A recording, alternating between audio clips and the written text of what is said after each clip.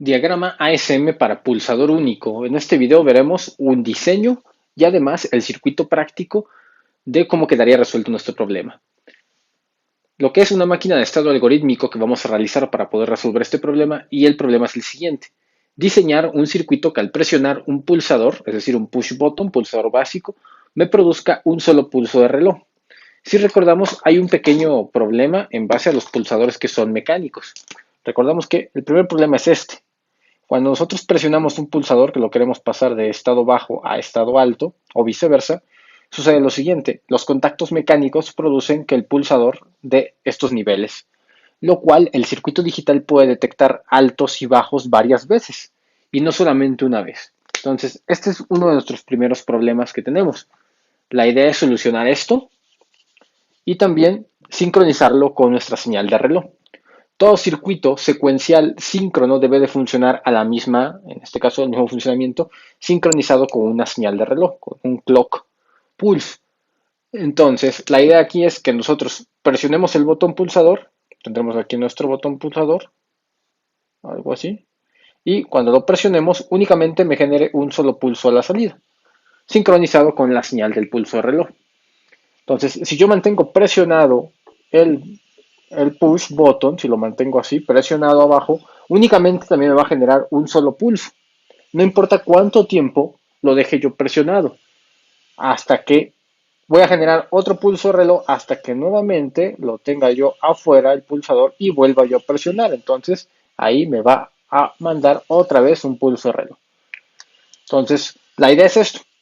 Este circuito nos puede funcionar para poder, por ejemplo, controlar un contador, un display con un contador y que vayamos nosotros dando push, pulsando, de tal manera que nos dé un solo pulso reloj.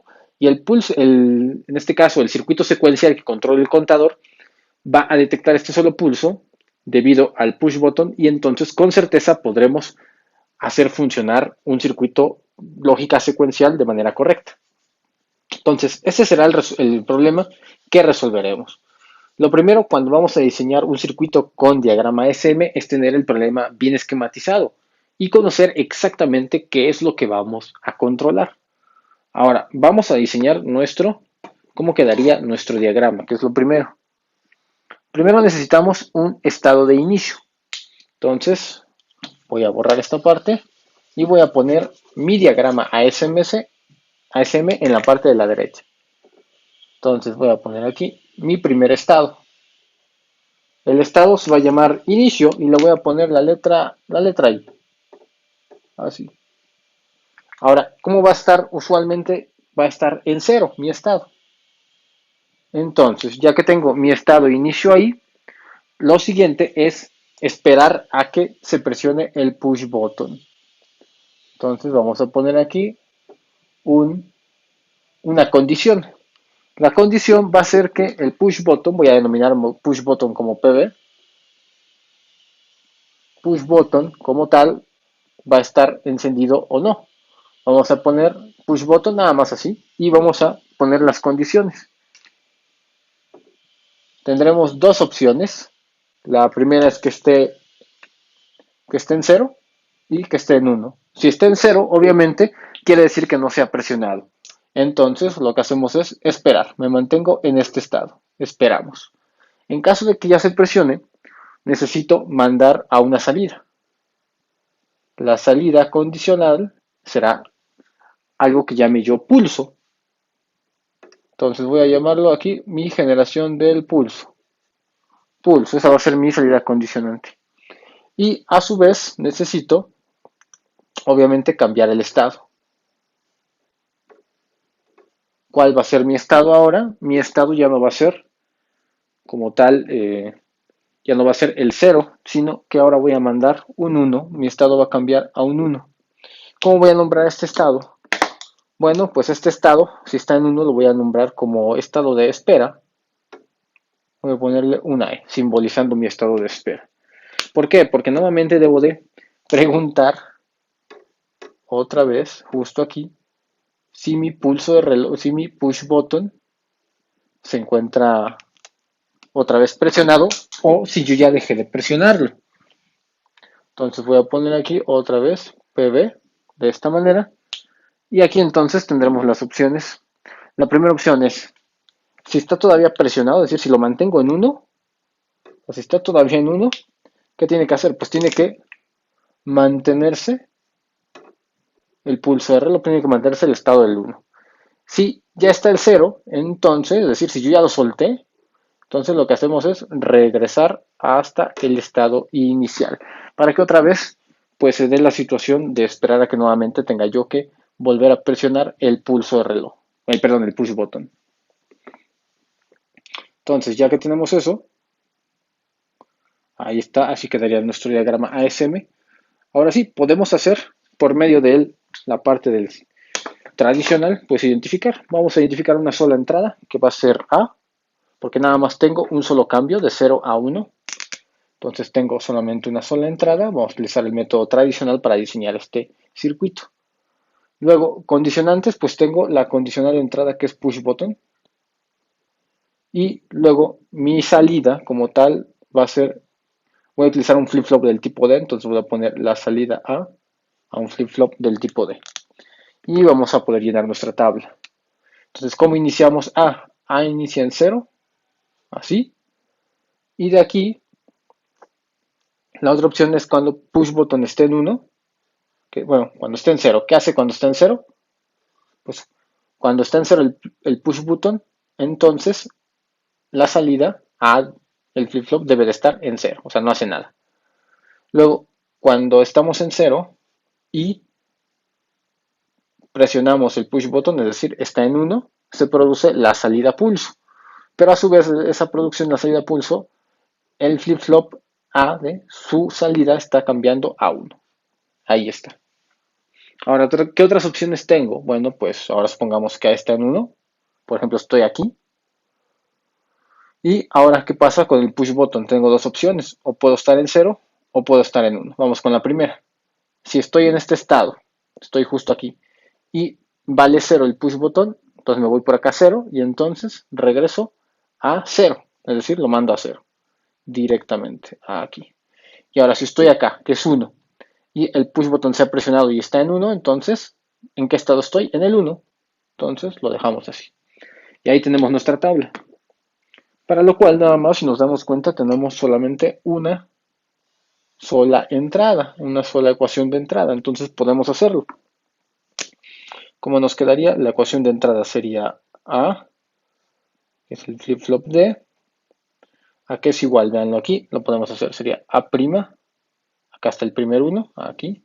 Sería A' por push button, más, y la otra sería esta, que sería A por push button. Y vean que podemos factorizar esto, sería push button por A' más A.